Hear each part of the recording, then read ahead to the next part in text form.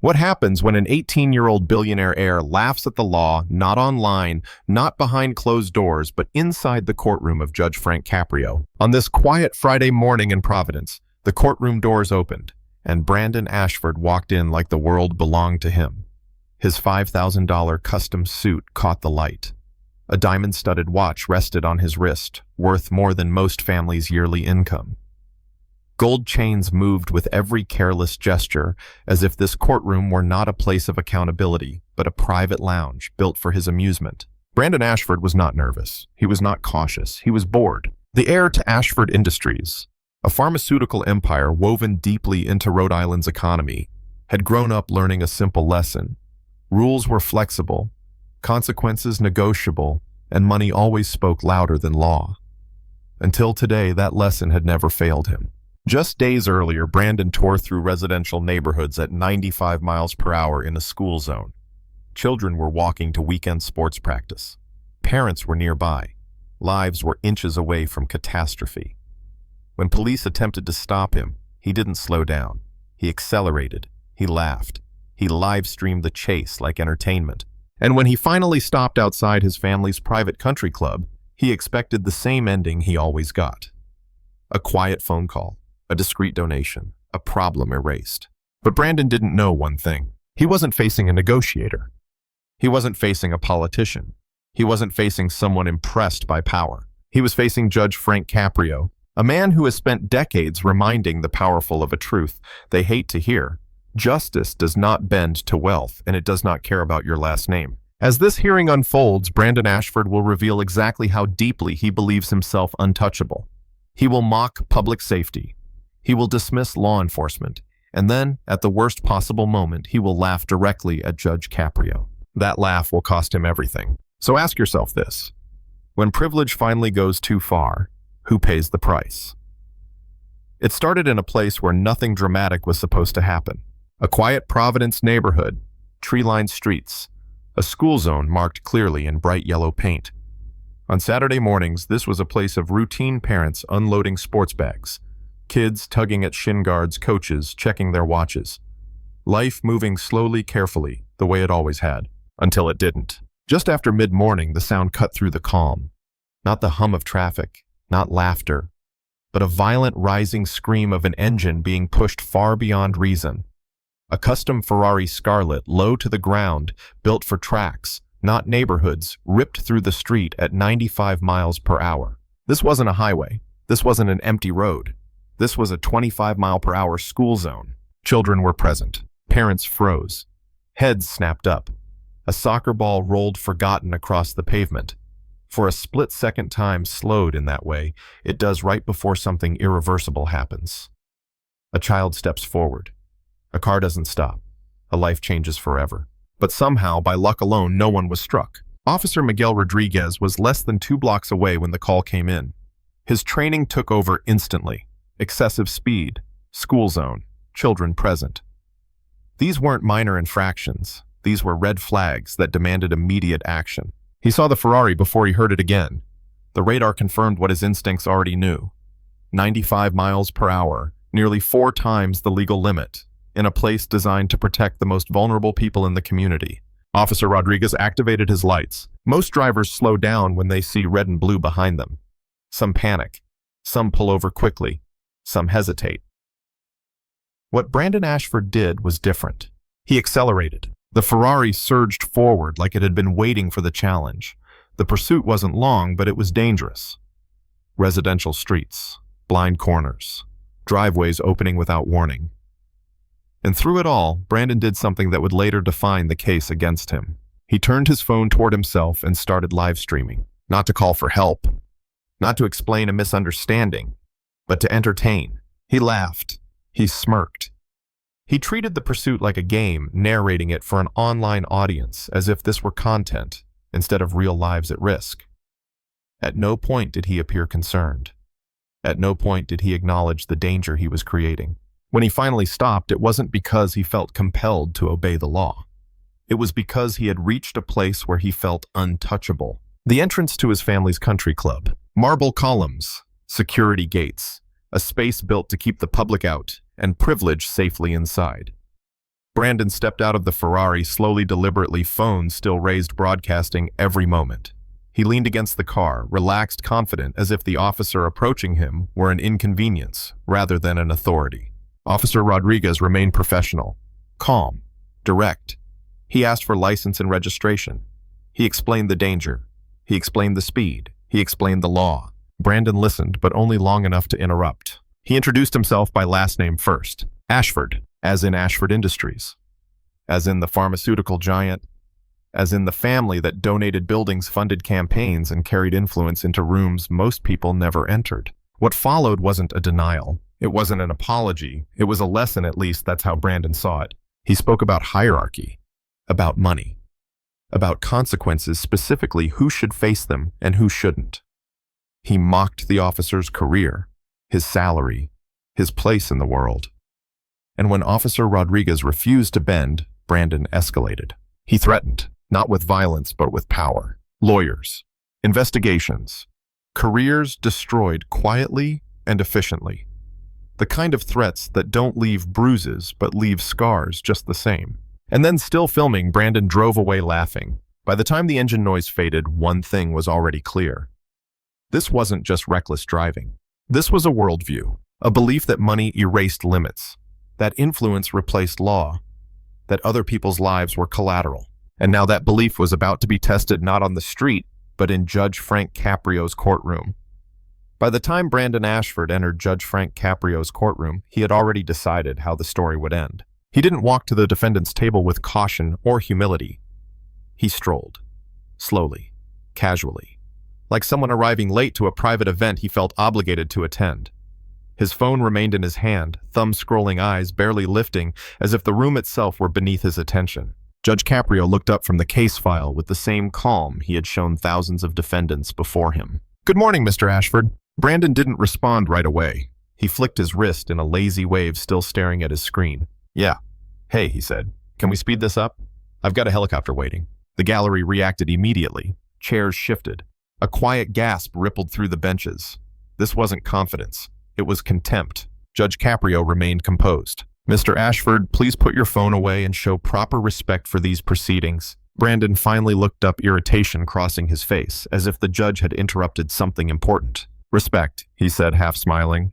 "Your Honor, let's not pretend. I'll pay whatever fine you decide. I'll make a donation. Pick a charity. We'll all move on." He gestured loosely around the room. "This is just theater." The words landed heavily, not shouted, not emotional, cold, dismissive. Judge Caprio leaned slightly forward. "You are charged with reckless endangerment, excessive speed in a school zone, evading police, and live streaming while driving," he said. "Children were present. This is not theater. This is public safety." Brandon chuckled. "Your Honor, I was driving a $3 million Ferrari. That car has more safety systems than most people's houses. I was in complete control." 95 miles per hour, Judge Caprio replied evenly. "In a 25-mile-per-hour school zone." Brandon shrugged. "So I was going fast. That's why people buy cars like that. Rich people don't buy Ferraris to drive them like minivans." The murmurs grew louder. Heads shook in disbelief. Judge Caprio didn't raise his voice. "Those children have the right to walk safely in their own neighborhood." Brandon laughed again, this time sharper. "Their neighborhood," he said. "My family owns half the commercial real estate around there. Those streets exist because of our tax dollars." He leaned back, settling into his confidence. "Ashford Industries employs thousands of people in this state. We donate millions. We fund hospitals, schools, infrastructure. Let's be realistic. This is a formality." Judge Caprio's tone changed, not louder but firmer. "Your family's success does not place you above the law." Brandon tilted his head, genuinely puzzled. "Doesn't it?" he asked. "There are different rules for different people. When you're responsible for jobs and economic stability, minor issues should be handled differently." "How differently, Mr. Ashford?" Judge Caprio asked. Brandon brightened, as if grateful for the invitation. Quietly, he said, "A phone call, a donation to the Police Benevolent Fund, maybe new equipment for the courthouse. Everybody benefits." The courtroom went still. Judge Caprio's voice cut through the silence. "Are you attempting to negotiate a bribe in my courtroom?" Brandon frowned. "Bribe is such an ugly word," he said. "I'm talking about partnership. My family has supported Rhode Island institutions like this for generations." The admission hung in the air. This wasn't arrogance anymore. It was exposure. Judge Caprio nodded slowly. Let's review the body camera footage, he said. Brandon smiled confident. Perfect, he replied.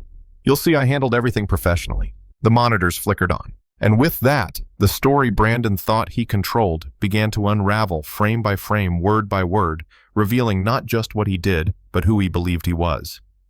The courtroom lights dimmed slightly as the monitors came to life. For the first time since Brandon Ashford entered the room, the focus shifted away from him and onto the screen.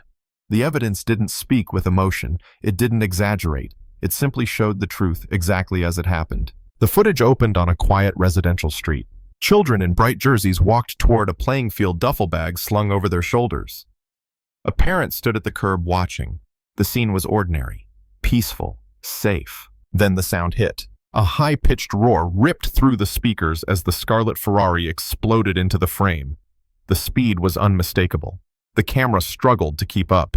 The car tore past the children with inches to spare, close enough that one boy stumbled backward in shock. Officer Rodriguez's voice came through the audio, calm but urgent. 95 miles per hour. School zone. Children present. A murmur spread through the gallery. Parents leaned forward. One woman covered her mouth. The video cut to the pursuit. Red and blue lights flashed. The Ferrari didn't slow. Instead, the camera angle changed, revealing Brandon's phone turned toward his own face. He was smiling. Ladies and gentlemen, Brandon's recorded voice announced cheerfully, "Watch me educate a public servant about how the real world works." In the courtroom, Judge Caprio watched without blinking. On screen, Brandon laughed as he drove, reading comments from his live stream. He mocked the officer. He joked about consequences. He treated the pursuit like entertainment, like a game built for his amusement. The video followed him to the entrance of the country club. Marble columns, security gates. Brandon stopped there, stepping out slowly, deliberately, still recording. Officer Rodriguez approached, professional, controlled. "You were traveling at a dangerous speed in a school zone. I need your license and registration." Brandon leaned against the Ferrari, relaxed. "Ashford," he said to the officer. "As in Ashford Industries, the pharmaceutical company that supplies half this state's hospitals." He smiled into the camera. "I could let you waste time with paperwork," he continued, "or I could make one call and you could be directing traffic somewhere far less comfortable." In the courtroom, the silence was heavy. The video continued. Brandon mocked the officer's salary, his career, his place in the world. When Officer Rodriguez refused to back down, Brandon escalated. He threatened, not with fists, not with weapons, but with power. "I guarantee my family's legal team will make your life miserable," Brandon said on camera. "By the time we're done, you'll be lucky to work mall security." The footage ended with Brandon laughing and driving away. The screen went black. For several seconds, no one spoke. Then Brandon started clapping, slowly at first, then louder. "See," he said, smiling broadly, "perfectly handled." He learned his place. Everyone got educated. The reaction was immediate. Audible gasps, heads shaking. A low wave of disbelief swept through the room. Judge Caprio's voice was steady, but something in it had changed. "Mr. Ashford," he said, "you just watched yourself threaten a police officer, mock his livelihood, and treat public safety like a joke." Brandon straightened, confident. "Your Honor, that footage shows me helping a rookie understand reality. He was about to make a career-limiting decision. I was doing him a favor." "A favor?" Judge Caprio asked. "Yes," Brandon replied. "Successful families operate differently." Rodriguez needed to understand priorities. Judge Caprio leaned forward slightly. "That's not education," he said. "That's corruption." And then Brandon did the one thing no lawyer, no advisor, no amount of money could undo. He laughed. Not nervously, not awkwardly, but openly, mockingly. "Corruption," Brandon said. "Your Honor, that's how the world works. Every successful family does this. These people just don't understand power." He gestured toward the gallery. "They follow rules because they've never been important enough to see how things really get done." The courtroom erupted. Voices rose. Anger filled the air. Judge Caprio raised his hand. Silence returned. "Mr. Ashford," he said quietly, "that laughter just sealed your fate in ways you do not yet comprehend." For the first time that day, Brandon's confidence flickered. "What do you mean?" he asked. Judge Caprio looked at him steadily. "You're about to find out." Judge Frank Caprio did not raise his voice. He didn't need to. The room was already holding its breath as he stood slowly from the bench, the movement deliberate, heavy with meaning. This was not anger. This was resolve, the kind that comes from decades of seeing the same arrogance dressed in different suits. "Mr. Ashford," Judge Caprio said, his tone calm but unyielding. "You are not before this court because you drove fast." Brandon shifted in his chair, confusion flickering across his face. "You are here," the judge continued, Because you endangered children, fled from law enforcement, threatened a police officer, and then stood in open court and described corruption as normal business practice. Brandon scoffed, trying to recover his footing. Your Honor, this is being blown out of proportion. My father will have this resolved by tonight. Ashford Industries has relationships with everyone who matters. That sentence changed everything. Judge Caprio looked at him for a long moment. Not with anger, with something closer to disappointment. Mr. Ashford, he said quietly, those relationships you're so proud of are about to become your family's worst nightmare. Brandon frowned. I'm ordering full video documentation of these proceedings. Judge Caprio continued, including your own statements, your threats and your admissions of corruption to be forwarded to every regulatory agency and business partner associated with Ashford Industries. Brandon's color drained. You can't do that, he said, his voice rising. That's private business. No, Judge Caprio replied evenly. Your corruption was conducted in public. The consequences will be public as well. The judge paused, then delivered the words that landed like thunder. This court is referring this case to the Federal Bureau of Investigation for investigation of systemic corruption, to the Internal Revenue Service for potential tax fraud related to disguised bribes, and to federal pharmaceutical regulators for review of Ashford Industries' compliance practices. The room erupted. Gasps, shock, whispers spreading like wildfire. Brandon stood halfway from his chair. This is insane, he shouted. You're destroying my family over a traffic violation. Judge Caprio's voice remained steady. No, Mr. Ashford.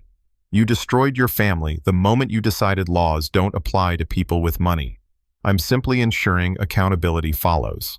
He looked directly at Brandon. You believed wealth placed you above ordinary citizens.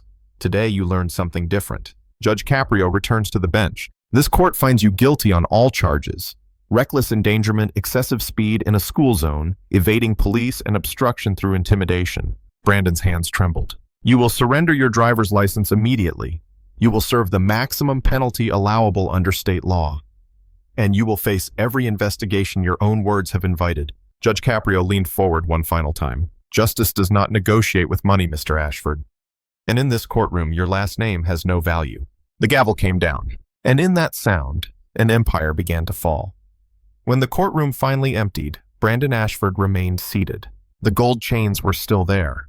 The tailored suit hadn't changed, but everything that once gave them meaning was gone. No phones rang. No lawyers rushed forward.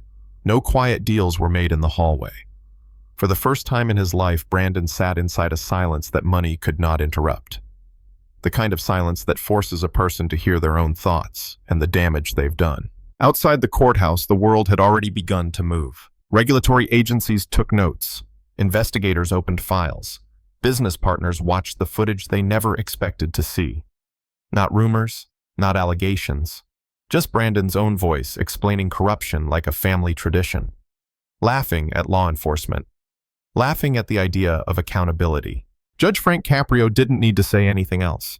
He had let the truth speak. And that was the punishment. Because real justice isn't loud. It doesn't humiliate. It reveals. For years, the Ashford name had been associated with hospitals, donations, and influence. That morning, it became associated with something far more enduring. A lesson the public rarely gets to see delivered so clearly. That privilege without character is a liability. That power without responsibility corrodes everything it touches. And that the law, when applied without fear or favor, still matters. Judge Caprio didn't celebrate Brandon's fall. He didn't lecture him about morality. He simply held up a mirror and allowed Brandon and the world to see what was reflected back. An 18-year-old who believed rules were for other people. A family that confused philanthropy with permission. A system that only works when someone finally says no more. As Brandon was led away, there was no applause. No cheers. Just quiet understanding. The kind that settles in when justice feels heavy, not entertaining. When it feels real. And maybe that's the most important part of this story. This wasn't about a Ferrari. It wasn't about a live stream. It wasn't even about a billionaire's son. It was about children who deserved to walk safely. About an officer who refused to be intimidated. And about a judge who proved once again that integrity doesn't negotiate. So let me ask you something. If you were sitting in that courtroom watching privilege finally meet its limit, what would you want your children to learn from it? If this story moved, you share it with someone who still believes money solves everything. If you believe the law should protect everyone equally, leave a comment. And if you believe compassion and accountability can coexist, subscribe for more stories like this. Because justice doesn't change the world overnight. But sometimes in one courtroom on one quiet morning with one honest judge, it reminds us who we're supposed to be.